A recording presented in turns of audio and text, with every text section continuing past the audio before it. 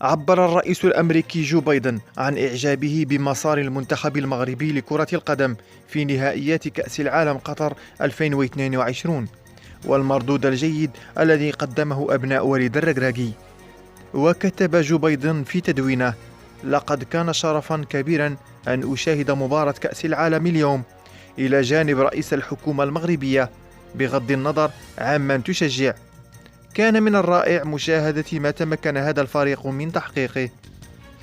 وتوقف مسار المنتخب المغربي لكرة القدم عند دور نصف نهائي بطولة كأس العالم بعد الخسارة بهدفين نظيفين أمام المنتخب الفرنسي في مباراة نصف النهائي التي جمعت بينهما مساء أمس الأربعاء.